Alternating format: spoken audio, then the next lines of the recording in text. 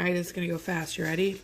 Act 4, Scene 4. We are in, it is late Tuesday night / early Tuesday morning. No.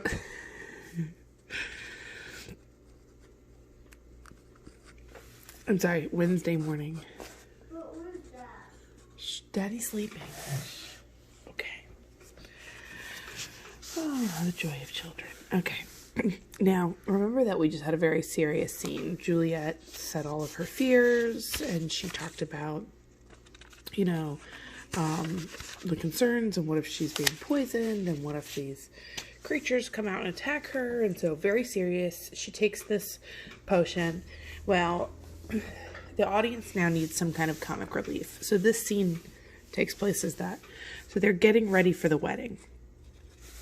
Okay, and so, you know, take these spices, stir the cookies, It's 3 o'clock, so it's 3 a.m.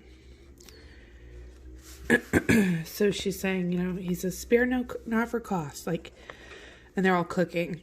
I'm sorry, guys. So she says, you know, go to bed. You'll be sick tomorrow for this night's watching. And he goes, no, it's, you know, I'll stay up. And so basically, you know, they're going back and forth. And so, you know, they're basically kidding around. The nurse, Lady Capulet and Capulet.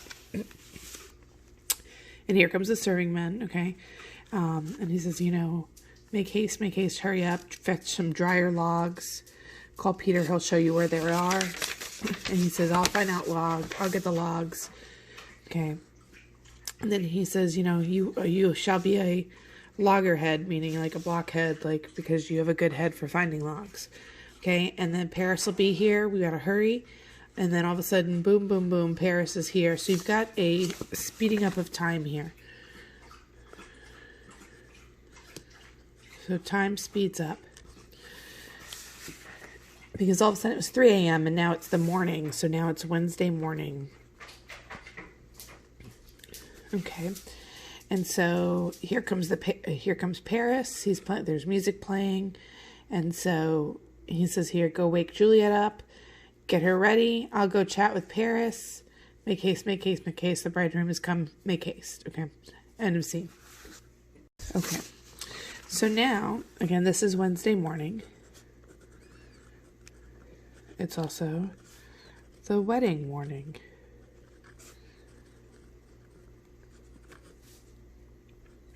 So nurse goes in there, okay? And so would be a monologue. You could debate whether it's a soliloquy or a monologue because she's talking and Juliet's there, but Juliet can't hear her. So if you marked it as a soliloquy, you know, I wouldn't say that that's wrong because she's talking, I don't know, she's talking to Juliet, but Juliet's not going to respond to her. So she says, okay, come on, you know, you're a slug of bed. She goes, you're not responding? Come on. Well, you better sleep because you're going to need your sleep because Candy Paris is waiting for you. And then you're going to not be able to rest a lot. And so then she says, okay, wow, you're really sound asleep. Okay, well, let him come and take you while you're in your bed then. And then, you know, he'll frighten you up. And then she goes, oh, you're still dressed with your clothes on? Because she opens the curtains, okay? And then she goes, lady. And oh, no, my lady's dead. My lady. Okay. So Lady Capulet comes in and goes, what's up? And she goes, oh, lamentable day. It means, oh, terrible, sorrowful day. What's the matter? Look. Oh, heavy day. Bad. Okay. These are bad words. Oh, me, oh, my only life. Okay. Revive me or I will die with thee. Help, call help. So Capulet comes in. Okay. And he goes, come on. You know, it's taking so long to help bring Juliet. And so, oh, she's dead. Deceased. She's dead. Alack the day. Oh, she's dead. In case you didn't get it, she's dead. Which is kind of funny because she's not really dead, but they keep saying she's dead. Oh no, let me see here. Oh, she's cold. Her blood is settled. Her joints are stiff. Life and these lips have long been separated. Death lies on her like an untimely frost. So it's early. You've got a simile going on there. Upon the sweetest flower, there's that flower again of all the field. Oh, lamentable day. Oh, woeful time. Death that has taken her hence, make me wail. Tie up my tongue and let me not speak. So he's upset. And here comes Friar Lawrence. Okay. And he's like, hey, is the bride ready to go to church? Ready, but not to return. O son, night before thy wedding day, hath death lain with thy wife. There she lies, flower as she was. There's the flower again. Deflowered by him. So it's talking about death. Death is being personified. Okay, death is my son-in-law. Death is my heir. My daughter he hath wedded. I will die and leave him all alone. Life living, all is death's. And then Paris is like, have I thought long to see this morning's face, and doth it give me such a sight as this? Okay. So, lady says, a curse, unhappy, wretched, hateful day, most miserable hour ever saw, lasting labor of pilgrimage, but one poor, poor, loving child. Cruel death has catched it from one thing to rejoice. Okay. Oh, woeful day, lamentable day, oh day, oh day, oh day, oh day, oh day. So, okay. So now, Paris goes beguiled, divorced, wronged, spited, slain, all bad words.